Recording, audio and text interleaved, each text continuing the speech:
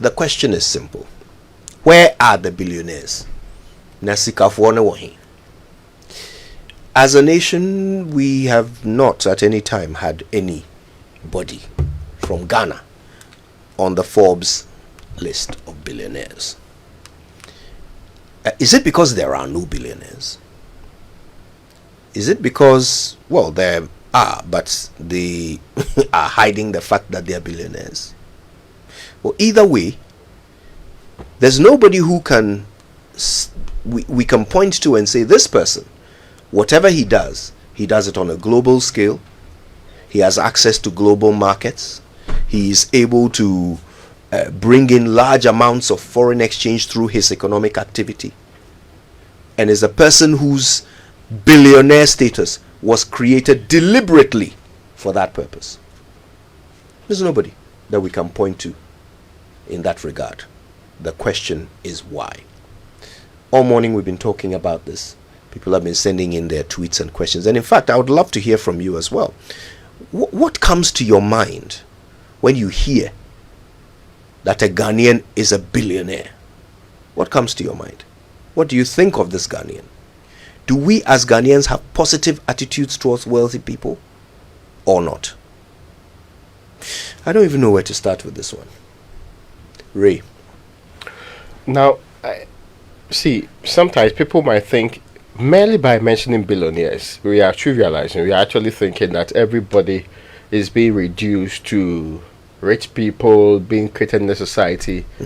The mere absence of rich people do not ensure development. We know that for a fact. There can be inequality in the society that would actually build a structure that's very difficult to defend. But let's look at it this way. The crux of the matter is that, have we helped the people who have shown entrepreneurial spirit to be at the same level like their colleagues elsewhere? The story is told, and recently he defended it himself. Elon Musk said, yes, I started my own with help from family. But at some point when he felt all was failing, the US government came to his aid. And he admitted that. In fact, he even added that, yes, and he paid back the money with extra so that others can get the same help when they need it most. So if that help did not come in, was it possible that Elon Musk could have actually not been one of the richest in the world today? Was it possible that he would have done all the things he has done in the space? Was it possible that he would not be one of the people pushing a lot of jobs on the frontier that we find today? The most important conversation here is that, do we support the people who have shown enough entrepreneurial spirit with everything that the state can support you with, so that they can live and actually join their colleagues elsewhere? The arena of business is a very terrible place. There is cutthroat policy that every state may want to use to stifle your development. Now I'm going to give specific examples because I think it will bring it home. Let's look, for example, at the decision, and I was citing the Ambassador Hotels conversions to Movenpick, and of course Prince Al Walid was very relevant in that space. At the same time, Marriott's Hotel, a Ghanaian was actually seeking to build Marriott's Hotel. Anybody who will see the kind of incentives that were given to those two individuals will be shocked at how we were very much interested in getting Prince to do a lot of investment in this country, contrary to those who have actually done or are locally on their own and can do same. If you elevate it a little bit above that particular level, there are times that when we needed to give contracts, we had chosen the foreign bidder, not because they were more experienced, not because they were more competent, not because we felt it was needed for a certain group to be done, but merely because we would benefit one way or the other, and that the local people failed to sponsor, help, or we perceive them to be aiding our opponents. Do you get my point? So that process eliminated somebody that in the near future would have been the one creating more jobs in Ghana. And I'm sure we all know that jobs don't care whether it be whoever is creating the jobs. But for sustainable jobs, for people to even have people to look up to, there's a conversation about even architects, how we at a point in time sideline every single Ghanaian trained, born, bred in this country who has been doing architectural work and chose other people for it. And we gave a lot of excuses, but the question remained, which year were we expecting and which country were we expecting to give all the jobs to our people to actually get to the level that we want? Now, the Dangote example, for example, when he had all the support from the Nigerian government, today people will tell you that in Nigeria, and ask the people who are trying to take advantage of after and go to Nigeria and build factories and actually improve the system there, they will tell you Baba does not take prisoners, and that any attempt, even by government, to aid you in the name of whichever collaborative effort will be heavily resisted. But we open our arms nicely. Nobody is opposed to foreign direct investment. But do we do it to the detriment of our own people who are setting up, if it's not similar or same industry in this country? Do we set out merely because we do not like people, or we probably feel that we are emboldening a certain group of people, or we are making it difficult for them to thrive properly so that these people will expand? You quietly listen to yourself and see the people who have occupied our free zones enclave. Do a list of the companies. Carefully review them. It will drum home the point. Which year are we waiting? And I've said, if 30 years ago we still had the likes of Apia Minkas Apino Soap around, perhaps that we evolved. And as of the time Edward Osai Abuache set up a mattress company in this country, there wasn't any by a local gun. In fact, all mattresses were brought from outside. Our own people. It thrived in other countries, but we killed it. We deliberately stifled and killed it. The man spent a long time in exile, and the company went under. You think about a Ghanaian mattress manufacturer from the 70s growing in the next 50, 60 or 70 years, or in the next 100 years, expanding to other African countries, the jobs it would have created, the areas that we would have been proud that we've gone into, and the very things we could do with that. And it's not only mattress. You think about all the other people who had entrepreneurial spirit, who had the industry to build big things at the time, who had ideas, which were killed merely because we disagreed with them, or we didn't think that growing a local industry of our own people was right. So today we are trying to build new set of people. What we do mostly is that if the MPP comes, MPP brings its own set of people that it tries to help.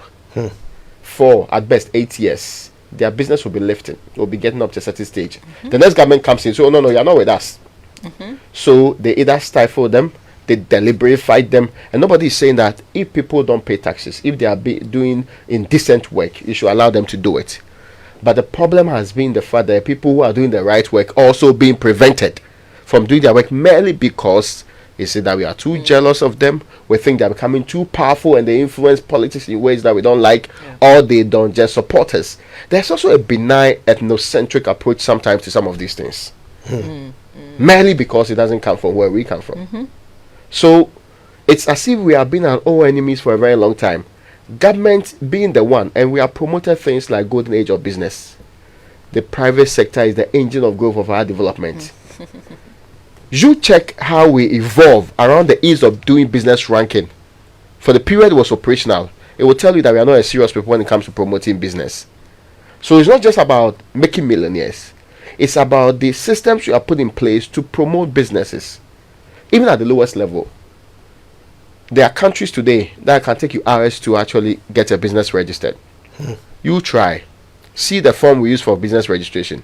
I was discussing with somebody, so all that you do is fill the parts that you want. The rest has to be taken care of. Because you cannot prudently go through that process and get it early enough. The queues you find at the offices that you're supposed to be. Foreign business. Well, maybe. But you think about how it is possible for us to lay the red carpet for everything foreign. But when it comes to our own, we have every good reason why we should stifle and destroy them. And the examples are bad. At what point are we going to turn around the corner? Are we still convinced that... See, let me not just... Winston, let's name the biggest owners of big retail business in Ghana. Me, I can't name them. Actual, not the people who are owning the building. So I'm talking about the real retail business. You name them, Ghanaians, or any of the industries will predominate. Clearly, big industry will predominate. It's very difficult to find them. Very. And Raymond, I'd like to start off from a very important point. In the conversations leading to the 3 years and 4 years of education, there was a conversation about economics of education. Yeah. And that the economics of education is such that because of the high unemployment rate in a country, you actually increase the number of years people spend in school. Yeah. So you don't have a lot of people out there looking for jobs. Yes. We had that conversation. It was one of the conversations that never really came up, so often. But it was a conversation that, behind the scenes we're having these conversations, and we said, because we see education as a passport to work, we should also focus on the economics of education. And we would cite at the time examples of China. That China even creates a scholarship scheme that gets a lot of its students pursuing master's programs. Staying in school. So that those students do not add up to the unemployed people while they try to create the necessary jobs to employ these persons. I made these 2 points for a reason.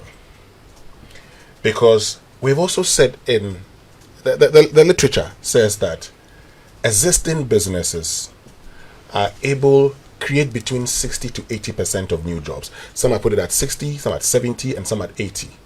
While research has also indicated that 75% of the jobs we set up in this country, in their first 3 months, they will collapse. So this is the point I'm trying to make. When you create a business mogul and he begins to diversify into other fields, he carries along with him the expertise he's learned. Now, when I went to plant corn or maize, and it rained, and because the seedling that I planted didn't like that, I lost all my yields. The next season, I didn't repeat that mistake. Yeah. Because then I had realized that if I repeat that same mistake, I would be a fool for the second time, and I have no justification to say that nobody told me. Of course, in the first instance, nobody told me, but I should have asked, really. Now, the main reason why we say it's important to create Ghanaian moguls, business moguls, Ghanaians who own businesses and can compete with the rest of the world is this. First of all, that person would take the stress off central government.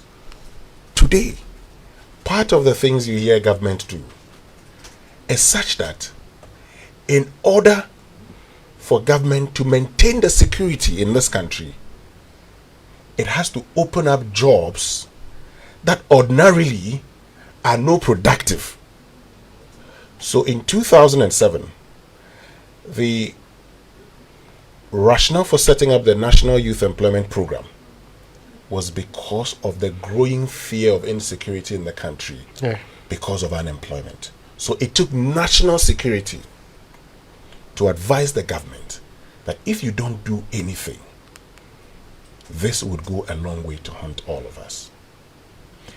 And today, look, let me tell you, if you are a resident Ghanaian, if you are Ghanaian and you own a business outside this country, and in this country, we add all of it and we tax you. That was the point that I had noted, the taxes. Yeah. We'll add all of it. We'll tax you. We'll make money from you. Of course, there's a conversation about how well we use the monies that we make from our taxes. But that's just also because we have not demanded accountability enough, and that's not a conversation I want to get into today. Look, in Nigeria, Dangote today can afford to come to Ghana and compete in our space. Dangote Cement. I am not saying don't open up your market to Dangote. But I am saying, if I were a government, I would direct all government agencies to buy from Jata Cement. It's that simple. I say, buy from Jata Cement. Because we also want to create somebody who can go out there and compete. Yeah. There will come a time that he actually would also send some of his employees to other parts of the world to go and manage his business. He wouldn't only keep them here. Okay? And today, if our economy, and we've asked that, we've had that conversation before. We've talked about ownership of an economy. I know there are two schools of thought. Yeah. We're not saying let's shut down our economy to everybody. No. We cannot do that. We are not an island on our own. And so I'll be the last person to say, let's shut down the Ghanaian economy and let only Ghanaians play in this economy. We will not get anywhere if only Ghanaians play in this economy. Okay? But if we allow Ghanaians to play in this economy, and we give the Ghanaians the very incentives we give to foreigners, and sometimes even more, because of the fact that, look, and the incentives are such that sometimes only a market that you would give that Ghanaian business. Yeah. Sometimes it only Restricting the it markets. only means holding the hand and taking him on a trip outside the country and saying, you know what, I want this guy to set up in your country. We have seen in other parts of West Africa how a telecommunications company is struggling. Least mistake, you have a huge fine. Yeah. Because in that country, they have an indigenous telecommunications company, and you dare not. Which are bent on protecting no you matter dare what. not beat that company to the competition. They open their market. They are not saying don't come and play. They come and play. But when you come and play also, you know that in our part of the world, we believe that we must protect or incentivize more people who belong to us. Today, we would sign agreements with companies on percentage of their funds that they can, of their profits that they can take outside this country. Why? Because these profits would always leave the country in dollars. Your currency is not convertible. Ghana. Take Ghana City. When you get to Aplabola, you change it. Yeah. Hey, where? Where do you want to go with it? You will change it. At the border, it's not convertible.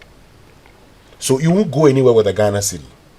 It's not like the South African rand that you say you could take to other places. It's not like the SAFA that you say you could take. You will change it right here in Ghana.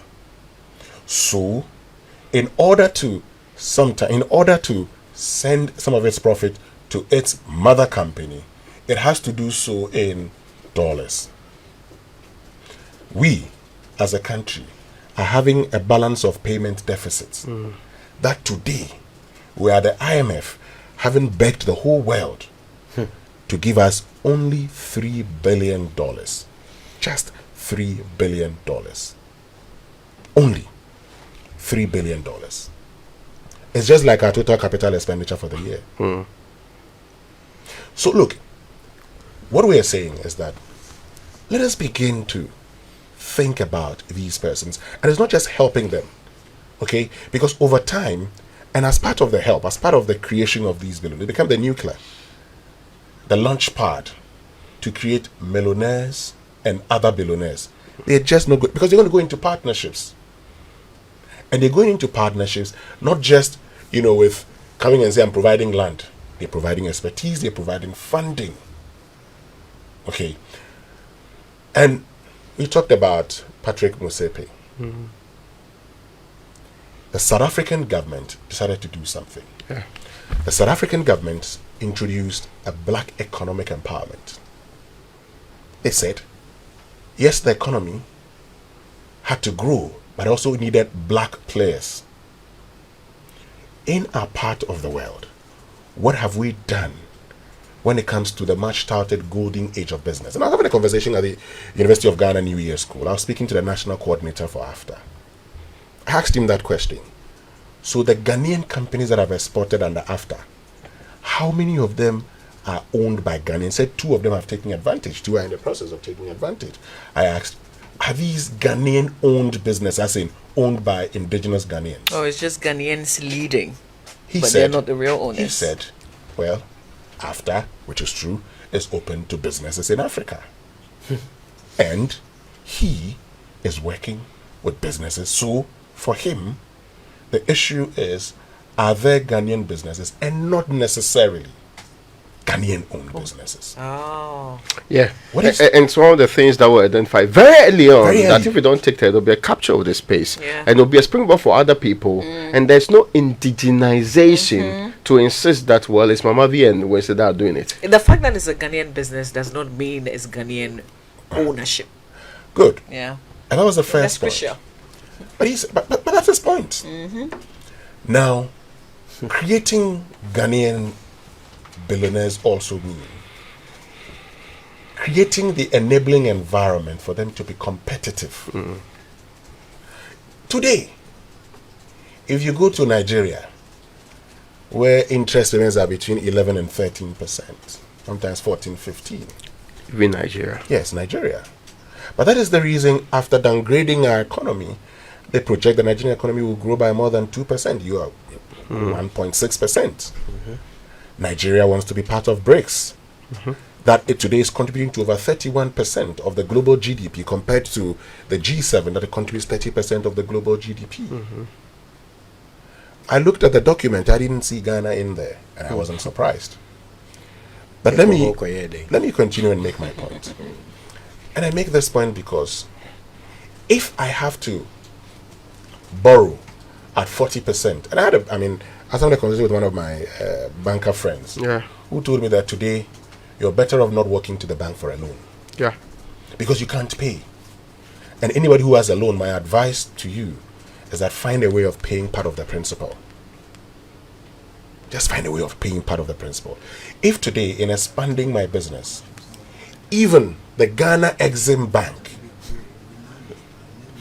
that is supposed to help businesses, has interest rates of around 13 to 15%.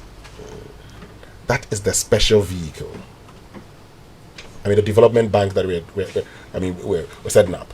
That is that's the special vehicle that's supposed to help. That's the rate. And in there, what is their capitalization and how many businesses can they help? The first thing Malaysia did was to recapitalize their banks. They didn't want to collapse them. They merged banks. So banks could take on big ticket transactions. What we have done in this part of our world, and look, we live in a region where we say we have free movement of goods and services.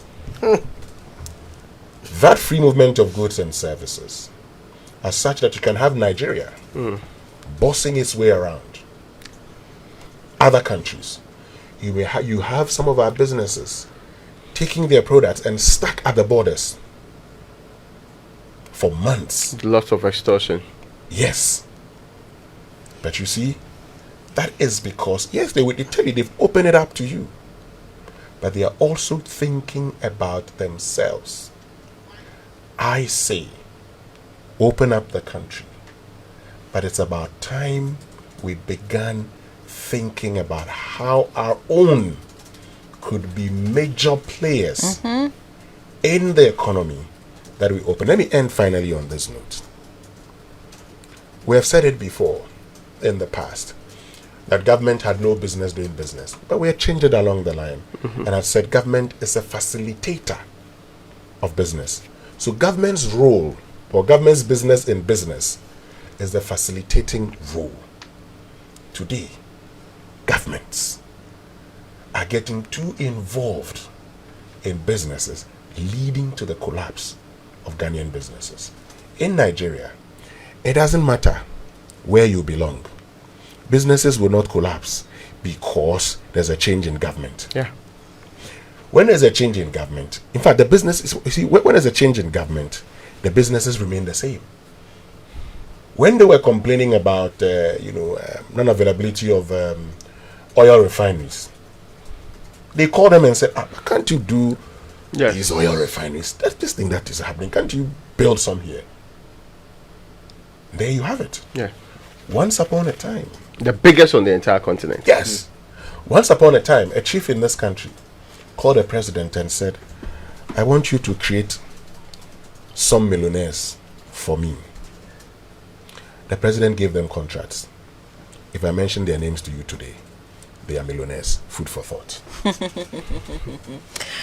You know, I want us to also situate, and you mentioned a bit about the taxes, situate the billionaire conversation with taxes, because you know recently the AGI, the Association of Ghana Industries, following the passage of the 3 new taxes, they came out to say that government's revenue projection, which was largely hinged on the performance of industry, there was a forecast that there will be a contraction in manufacturing and other related businesses. And also just going through some of the things that others have said about the fact that we give tax exemption very easily to foreign companies, and we don't deliberately make such efforts about our own companies as well. It's almost as if you're being punished because you're a Ghanaian and you live in your own country, and you have an idea, you have a brilliant idea, and so that's a punishment. We are actually supposed to encourage you and push you, but we tend to prefer foreigners. Somebody was listing the supermarkets, the popular supermarket brands in Ghana, and it's just full of foreigners. There's also the restaurants. You begin to name them, and most of them, almost all of them, are foreign even if brands. it has a local name. Yeah. When I went to the Volta region, my Volta region tour, I discovered many things that I didn't know before. So I have a list of manufacturing companies that exist in the Volta region. Did you know, for instance, that there's a paint factory in the Volta region? It's actually in Ho, Dominion Paints, and is one of the largest in the country. I'm going to go through the list, and we can ask the question, what sort of help are we giving them? Where we want to create billionaires. What can we make out of these companies that already exist? And this is just from the Volta region. I'm sure you guys can come up with other lists from other regions. Maybe our listeners can also help us with what exists elsewhere that we can deliberately push. We're looking for billionaires. We're looking for a deliberate way to make billionaires.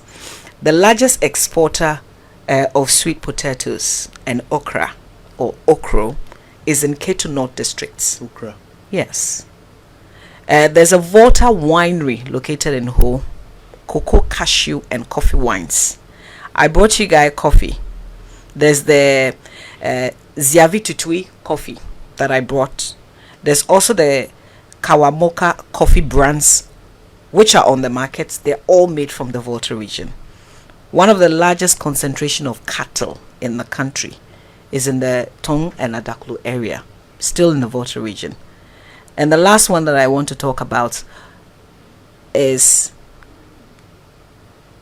the largest pawpaw farm in the country, which is located at Befi. So what I'm saying is, we already have companies, we already have people with local brands, with things that they are manufacturing from Ghana, like within Ghana. Can we deliberately push them? Can we make them bigger than they are? Can we sell them? Can we give them just a little bit of what we give the foreigners?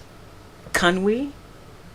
Shouldn't we do this if we want to create billionaires? Shouldn't we start from some of these ventures? I'm just asking. Can't we?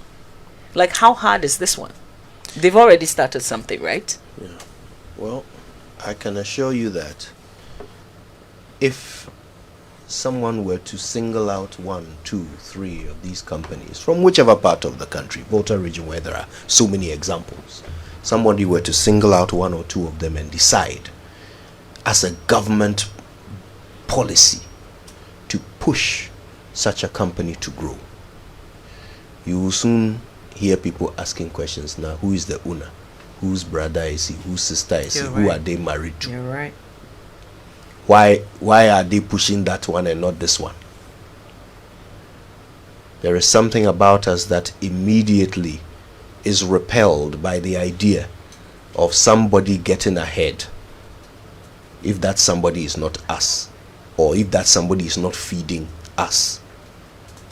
We'll talk about the culture of it in a bit. I think that's a very important part of the conversation, because we've already laid the foundation by explaining why it's important, how it would benefit us if we were to have a direct policy or a deliberate effort to create billionaires. But I want to bring in the issue of corruption, because it is perhaps one of the big reasons why we don't seem to succeed in creating billionaires. Corruption. I mean, and it's everywhere. You think about even what we've talked about, how we favor foreign companies over local. If you go deep into it, you will discover that those who are, this whole thing about trying to substitute imports. Today in Ghana, the best electric cables are produced by local companies. The only ones that are meeting our own standards are produced by local companies. But importers are being given all kinds of incentives to bring in the cheap, inferior ones at a lower price, so that if you are building your house, your money is not enough, you end up buying something that could end up burning down your house. Meanwhile, we have the Ghanaian companies, the Tropical Cables, the Leroy's, and all of those who are meeting the standard, and they are struggling. They are being hit with heavy taxes, and of course they also have to import their raw materials. They also have to pay electricity bills. There is no enabling environment. There is no the same sort of red carpet, as Raymond described it, that we are laying out for foreign competition is not available to the local competition. So how will they grow? Today, the only shopping mall that was built by a Ghanaian company, ANC Mall, not one incentive, not one tax break, even the loan to build the thing, they couldn't get it from Ghana. Other people wanted to come and build malls. Go and look at West Hills Mall. I don't even know if people still go there. They came from God knows where. Given all kinds of doors were open, they came and built their malls. If a Ghanaian wants to do it, roadblocks and kutsing. Foreigner wants to do it, open doors and kutsing. But again, it goes back to corruption, because somebody feels that it is more beneficial to them personally in that government office where they are sitting to let a foreigner come, because that foreigner will have to have a local partner, right? So he can then go and suggest, okay, use this company as your local partner. Maybe a company even owned by himself through Shell, corporations. Then that local company becomes a partner. Then he's chopping some on the side. If he were to have given that same incentive to a Ghanaian businessman, he wouldn't be able to do that. So you see how corruption becomes a massive stumbling block. It's not just there. If you are a Ghanaian and you actually want government to support you, give you business, give you the enabling environment, then you have to be corrupt too. You have to be willing to agree to kickbacks. You have to be willing to set up all kinds of contracts that will not really perform, just so that somebody, otherwise you cannot play. You will not be allowed to play. When government says they want to support businesses, it's always a political gimmick. So instead of them taking money, Winston talked about planting for food and jobs earlier. Instead of them taking the money, giving it to some 10 farmers, go and farm vast acres of land, mechanize the thing, produce, replace, substitute our imports. Instead of doing that, no, they would rather give small money to as many people as possible, because the thing is not to grow business, it's to grow votes. So why should they be interested in creating a billionaire? Billionaire has one vote. So they are far more interested in spreading out the thing in an insignificant way that will create nothing but votes. Today we can't replace our imports. Our economy remains Gajisbergian. We can't produce anything. We can't add value to anything. We keep going to the IMF for bailouts. Meanwhile, in other countries, one person's net worth is more than Ghana's whole GDP. At some point, it has to start making sense to us that the only way to save ourselves is by saving ourselves.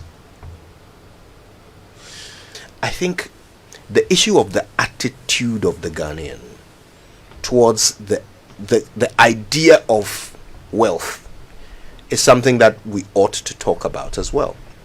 Because as we discuss the things that should be done, as we talk about the ways in which government should be directing their efforts and being deliberate about it, as it's happened in other places, Nigeria, South Africa, and so forth, China, as we give these examples, we are also asking ourselves, how will our people respond?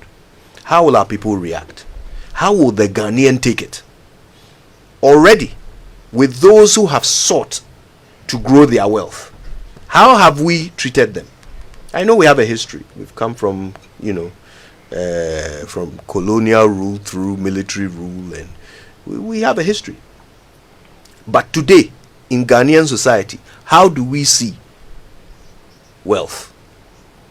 Ray. I mean, see, nobody in this republic, given the opportunity to be selected and promoted on a fair, proper, objective means, will not have some opposition. Yes, there will be some opposition. Some people, for reasons of envy, sometimes jealousy, but there's a very funny scheme around in this country. We sometimes, because of our peculiar interest, because all of this we are not doing it because we just want to raise billionaires. So every policy of state should have that question answered. This is a means. What's the end that we are hoping to achieve? If it will not achieve the ends, there's no need raising the billionaire in the first place, or using state-sponsored help for that process. If it will not achieve it. Secondly, if it is not, and I said open, transparent, proper process that has been tried and tested elsewhere, today nobody is actually seeking to question how much help Elon Musk got when he was in massive difficulty for an area. How much help, even Microsoft as a company got in times past, because they believe that the processes were open, transparent, and proper. In our quest, what we have tended to do is either we are doing family and friends with it, so we know deep within our hearts that this gentleman that we are putting our resources and actually putting everything behind is not only incapable of building it, and it's going to be a 2-3 year project which will not go anywhere, or it's going to be squandered and wasted. We just sometimes select people for the wrong reasons. There's nothing wrong with opposing that and coming to it, because anytime, instead of Winston, we give it to Mamavi. Anytime we miss an opportunity to legitimately raise the right people or give the money to the right sources, it cannot only be foreigner versus Ghanaian. Sometimes the wrong Ghanaian versus the right Ghanaian. It's also a very big argument that we should be doing. But we should not even be having the argument if there is a proper procedure. And that's why I'm saying nobody was questioning the help Microsoft got. The help, what they call it, in fact, the Silicon Valley Bank today has been saved. The only issues being raised are whether or not it's economically prudent for us to do that. But as to whether people would benefit directly, pecuniary interest to those making the decision will come in, it's not being raised. We tend to sometimes, even when we have to do what is right, demand money, choose corrupt people, gender corruption, and people who end up not doing anything, as against the people with the vision, the drive, who have evidence of proving success elsewhere. Do you get my point? So nobody is saying raise crooks and force it on the people as people who are actually the business heads. There's an example that's given about how more recently we were in a very wonderful position to say no matter what has happened, Group Injun should not go down the drain. The decision state made, can we say true and deep within our hearts, because it's a decision state has made, it was devoid of partisan politics, it was devoid of some favoritism and some consideration beyond merely helping sustain a company, workers, and people who will actually live on this institution for good. So those questions are legitimate. Yes, raise the billionaires, but why? Why is it that everywhere else Some are questioned, some are not questioned. And you see, the other part of the democracy part is that there's a reason why you also have to come back for accountability. So if you are justifying to the parliament why you selected Winston, and you know truly that you selected Winston purely because he's probably a friend, and that he has sponsored your party in times past, that's not the kind of support we are talking about. We are talking about legitimately helping businesses and some people that really will drive your change. And that anytime you choose Winston and Norma Harvey, you are missing the opportunity. I mean, of course, I'm not saying that you are chosen based on family and friends. You have not been chosen yet anyway. But anytime you make one choice or the other, and not the other, even if you make the wrong choice, you are missing a great opportunity, because it's finite resources. It will finish. Or putting the money into the right hands. Yeah. And that to me is a very legitimate one. But we are also jealous people. Naturally, when we see somebody becoming richer, I mean, somebody told me that some countries celebrate people. Says in Nigeria, they will dance around you and say, "Oh God, they'll give you all the titles," because they think that that's how they also get their wealth in the place. But Ghana, our first question will be, how much drugs has he been selling to get to where he is today? Where did he start from? Did he sneak in some drug? Is it the veneer of the business? No. Is it the same as what is underneath it?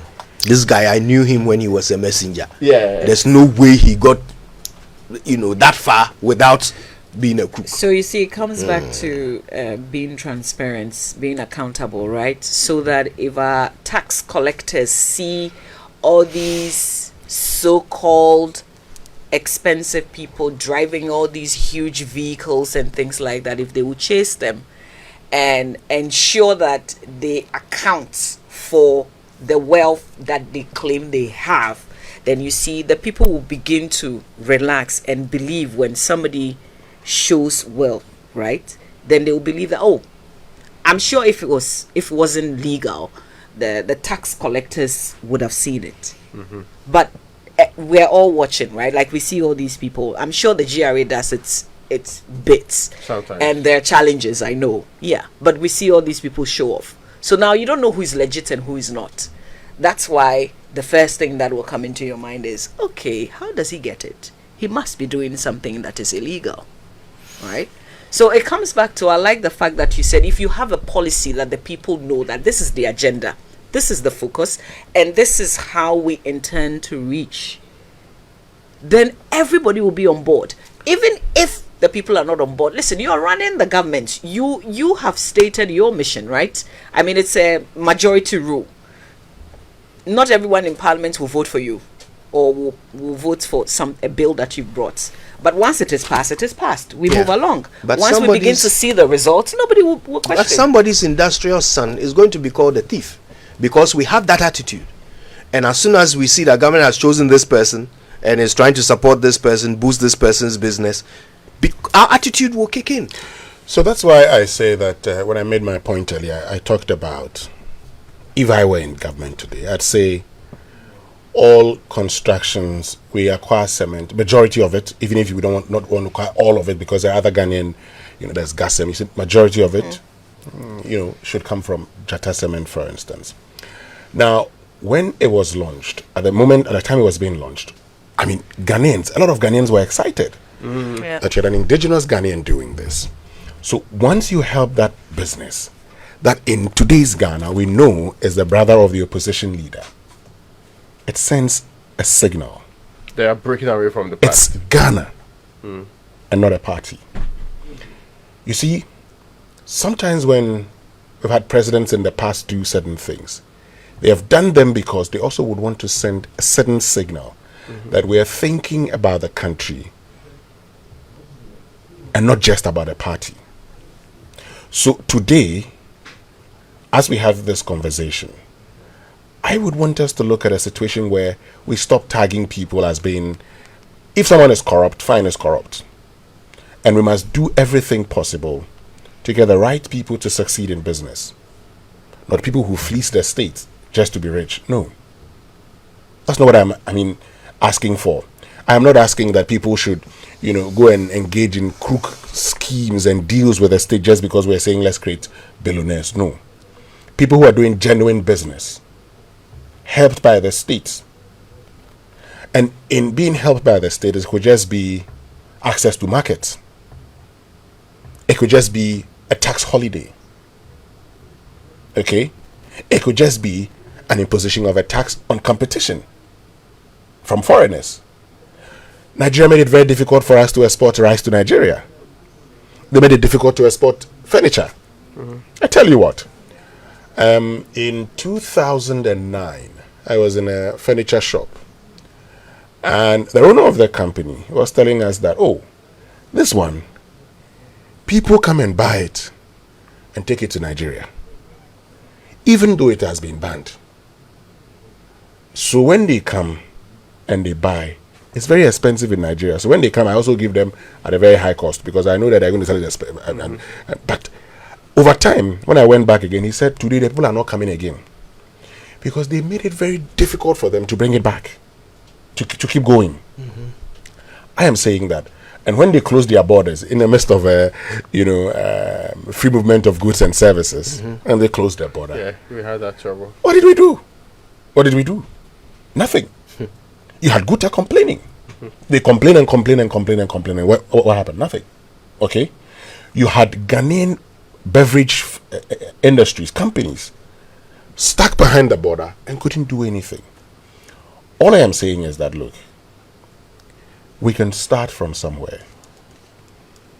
We decided at a point in time that we're going to, because we just didn't want Ghanaians to be taken out of the business entirely, we're going to create local content. Yeah.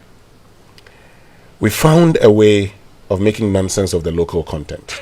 Making corruption of the local content. But I say, today, the essence of history is standing in the present, looking into the past, so as to shape your future. We've had all the bad things in the past, but it's time for us to start a new path. It's time for us to chart a new path, a path where we begin to look at ourselves and say, yes, we have an important role as Ghanaians in promoting our own businesses and in making our businesses thrive. So listen, let's talk about it. Give us a call. We'd love to hear your voice. The question is simple. Why don't we seem to have any Ghanaian billionaires? 0302-216-541, 055-1111-997. What's the reason? Is it our attitude? Is it corruption? Is it government's lack of vision? Is it a lack of entrepreneurial spirit? What is it? What is it? Why? Why do we not seem to have any Ghanaian billionaires? Jerry sent me this. He says, could you let me sum it up in one word? Abro. I have tried hard to get an English equivalent, but there is none because it's unique to us. The closest translation would be the phrase pull him down. Abro is a combination of greed, selfishness, covetousness, wickedness, witchcraft, etc. Hence no one word for it in English. This is the biggest threat to our growth and progress as a people. I thought they said it abroad. You have to add the hyphenated. It's a hyphenated name. So listen, call us, tell us, what is your theory? Why do we not seem to have any billionaires in this country? And I've got to say, Winston talked about how we have to differentiate between those who are here to do good business and those who are not, those who are seeking to be, those who are corrupt. But that differentiation has to be legal, but on a legal basis. Because if you say someone is corrupt, you're accusing them of criminal activity, and there has to be proof. So not just because somebody says, but because the person has been proved to be corrupt. They've been charged, tried, and accused of being corrupt. And found guilty of being corrupt. Otherwise, you don't just say because this person has money, therefore he did cocaine. We have to have a certain attitudinal change there. No. Just by way of clarification, that's not the point. The point I'm making really is that there are some people who actually could connive with the system, okay, just to engage in shady business. Yes. That's not what we're talking about. The point I am making is that let's look out for people who are doing genuine business. Yes, and my point is, how do you know the difference? It's not just based on rumor. No, not rumor. Not rumor at all. You can find out if you're doing that, yes. Let's talk to Selom in Jamestown. Hi, Selom. Good morning. Yeah, hi, morning. Selom, you'll have to turn off your radio, okay? There's no radio here. Oh, there's a bit of an echo then. But go ahead. Why don't we have any billionaires? Yeah, you see, for me, the topic is interesting, but I don't side with the DC people are taking. When Obama came here, so they build strong institutions and not strong individuals. Do you see what is happening in Adan? Hello. We're listening. Yes, what is happening at Adan with Adan and all this kind of thing. Me, I am not this thing. I don't believe in the state sponsoring this. We have entrepreneurs, all right. Ghana, we are practicing mixed economy. I did a little economics at the Mauli Secondary School.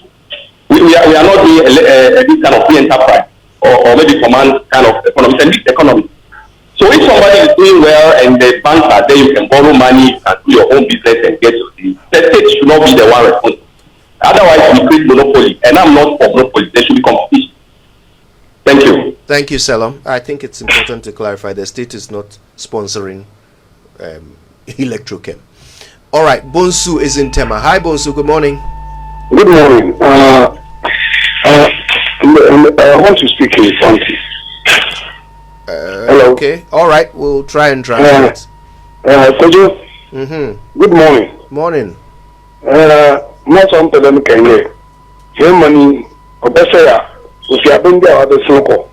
All Ubugu, Ghana, so the Indian Nara. Sunday, one two about man. Now, all at a tree.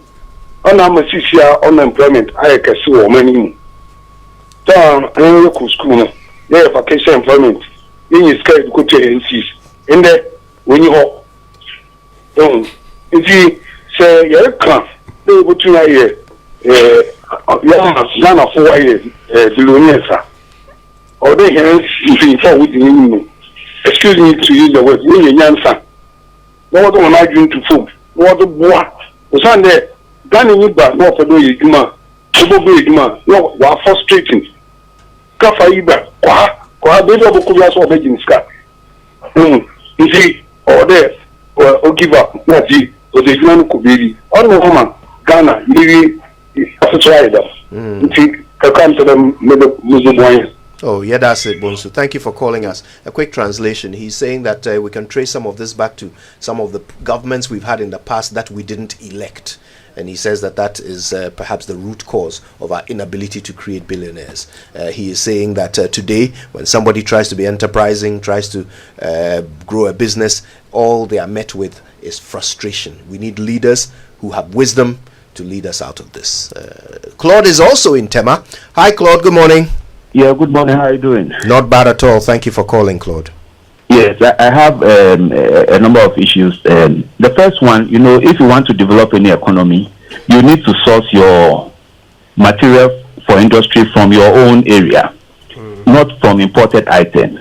So if government or anybody wants to go into industry, we first have to look at where we are getting our raw materials. And Ghana is an agro-based country, and I think that is where we should focus. The other one is management and laws. Mr. Kwame Piani said it. You can bring 6 American lawyers into our parliament and they'll make laws and make sure the laws are enforced. But we have 275 parliamentarians and we can't have laws that are binding on industry so that somebody sets up an industry, another government comes, there's no law, they can change its business level at any given time. I think we need to look at parliament too. Education is key. It got to a time when governments were saying they identify with the downtrodden.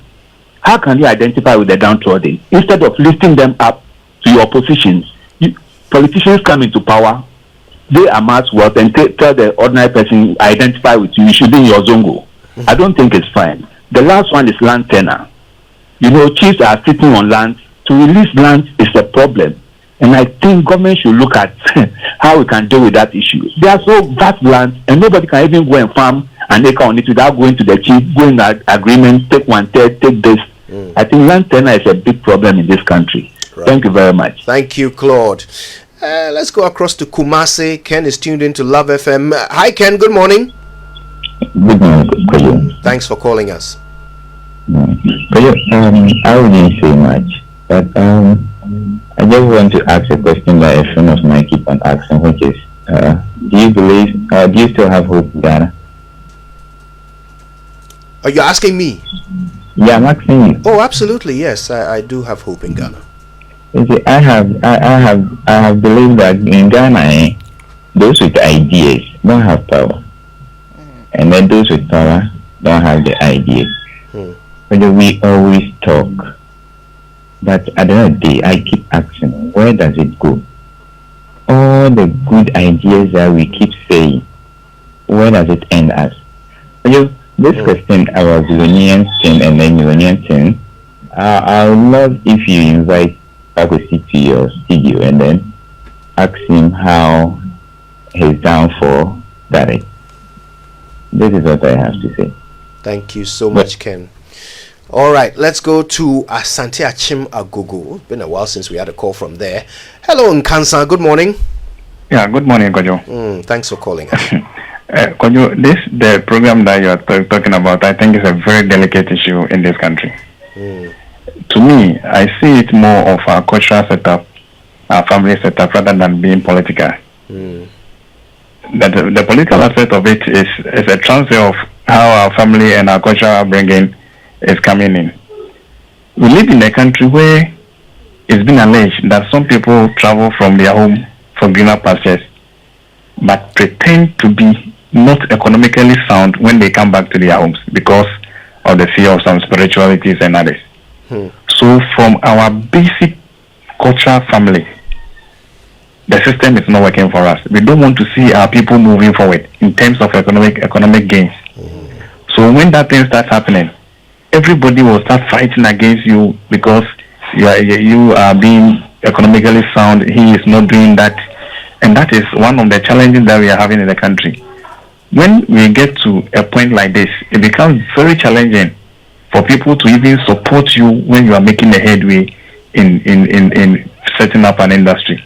So even your own people in the family, when you ask the person to take charge of something, because he sees it as if because you are the only person who is becoming rich, that person will do anything possible to bring you down, even in the business that you want to set up. So to me, I see it as more of a cultural setup, a cultural orientation, more than being political. The politics is there, all right, but it's coming from where we are coming from. That is why we have all these challenges. Until that thing is changed, I don't think we are nowhere being economically or industrially oriented than what we are seeing now. Good morning, Vajo. Good morning, Nkansa. Thank you. All right, Bismarck is in Tema. Hi, Bismarck. Good morning. Good morning, sir. Kojo, how are you? Very well, thank you, Bismarck. Thank God that you people are doing well. Kojo, I'm a regular listener to the Joy FM show all the time. But most time when we call, we find it difficult to get. But I know, but we get through as we are getting you. Kojo, this country, if our leaders and people they say that first of this country, they didn't change their lifestyle, we continue marking time. And I can tell you for sure, since 6 years of independence, we are still marking time. Look at the brilliant ideas and brilliant suggestions people give. Anytime you people do program, our leaders are there listening. Please, they must give us a break. Look at the country we find ourselves in. 6 years. When they talk about country, they are not sure. Ghana is number one. Thank you, Kojo. Thank you, Bismarck. Fiery submissions there. We'll stay in Tema and talk to Joseph. Hi, Joseph. Good morning. Hi, good morning, sir. I hope you're doing well. Not bad, my brother. Yeah, you are helping us a lot, sir. But sometimes I want you to invite those in the governance to come and answer some questions for us to know whether, excuse my word, they are making sense or they are just throwing that into our eyes. Uncle Joe, you are in Ghana here, where we had a shoe factory using leather for shoes. Then, at a point in time, they write made in Italy. Why? Because Ghanaians don't want our own. When you talk about good shoes, it's about good leather. So why are you using good leather? Then you are writing Italy. I'm very happy that Tropical Cables has been prescribed as one of the best cables to be used in Ghana here. And when I'm building, I'll make sure I'll opt for Tropical Cables. But the issue is we are all at fault. This morning you said that can we believe ourselves? We don't believe ourselves. That's why we go for foreign goods because we think they are the best. And also we blame those in authorities because based on their personal interest, they will make it accessible for people to import inferior goods for them to get their, kwacha. So me, the ordinary citizen, opting for foreign goods because I think is the best. The big men, those in authorities, are also making it accessible for those inferior goods to come into the country. So we are at fault. Until we change our mind, we keep on suffering. God bless you for your work. God bless you, Joseph. Today, Tema is making a strong representation. Here's William, also in Tema. Hi, William. Good morning. Good morning, Kojo. Thanks for calling. I say the reason we don't have billionaires or millionaires is because of politics and politicians. Let me explain it. You know, today, Ghana, it is easier for a young man, a young woman to get into politics and become rich. So we don't want to break sweat. We don't want to work hard. We don't want to start from the fundamentals. From the time we complete school, the first thing we're thinking about is get into politics, shout out loud to be able to insult our opponents, and then if by chance we get into power, we are given a position, we I don't want to use the word corrupt, but we find ways and means of taking from the nation, and then we build ourselves and we become rich. So our biggest issue is because of politics and politicians. Nobody wants to break sweat again. Nobody wants to work hard. Thank you.